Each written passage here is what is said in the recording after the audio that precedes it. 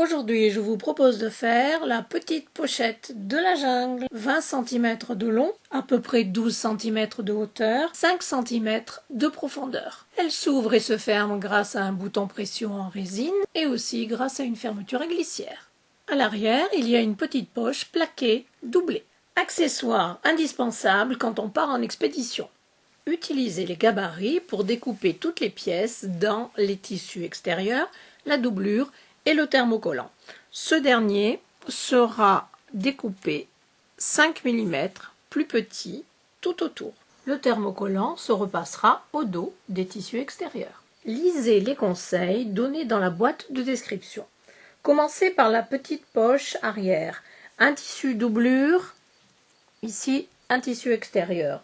Mettez endroit contre endroit, alignez les bords, mettez des épingles, faites une piqûre à 5 mm du bord, longueur de pointe 3, sur les 4 côtés. Attention, vous laisserez dans la base de la poche une ouverture à peu près de 6 cm.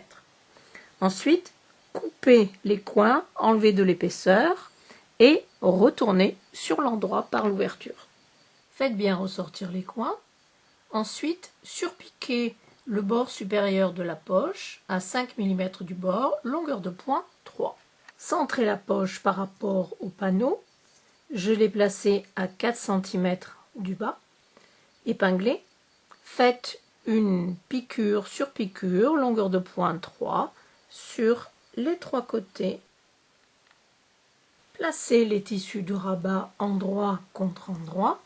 Alignez les bords, épinglez et faites une piqûre à 5 mm du bord, longueur de point 2,5 simplement sur les arrondis. Laissez le haut ouvert. Crantez légèrement l'arrondi et retournez sur l'endroit par l'ouverture. Faites bien ressortir la couture. Après avoir donné un petit coup de fer, faites une surpiqûre à 5 mm du bord, tout autour de l'arrondi. En ce qui concerne le bord supérieur, pour maintenir les deux tissus ensemble, faufilez à 2 mm du bord, longueur de point 5. Pliez toutes les pièces de la pochette en deux et faites une petite encoche pour marquer le milieu. Nous allons maintenant faufiler ensemble le rabat et le dos. Placez endroit contre endroit, alignez les encoches, mettez des pinces pour tenir et refaites une ligne de faufilure sur celle qui est déjà présente pour tenir le rabat en place. Pour les extensions de propreté, découpez 4 petits rectangles de 3 cm de long sur 4 cm de haut. J'ai fait un tuto technique sur la manière de placer et de coudre ces extensions. Je vous donnerai le lien. Une fois les extensions cousues, n'oubliez pas de couper le surplus de fermeture à glissière et vous ferez ensuite une surpiqûre sur l'endroit à 5 mm du bord, longueur de point 3. Des encoches marquent le milieu de la fermeture à glissière. Ceci est le devant de la pochette. Plaçons maintenant la fermeture à glissière, l'endroit de la fermeture contre l'endroit du devant. Alignez le bord et l'encoche. Prenez la partie doublure, endroit contre endroit. Faites coïncider les encoches. Mettez une pince. Alignez bien les bords. Mettez les autres pinces.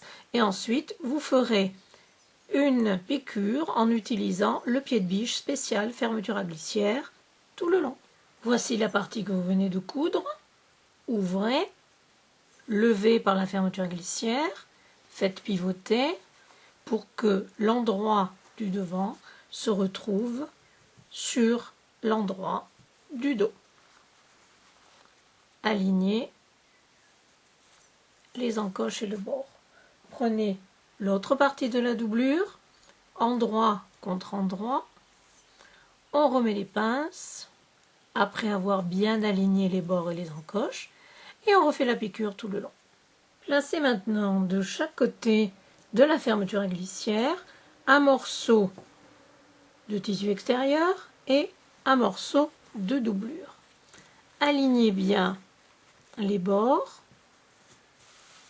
des tissus 2 par 2 et mettez quelques épingles. Surpiquez maintenant de chaque côté de la fermeture à glissière à 5 mm du bord, longueur de pointe 3.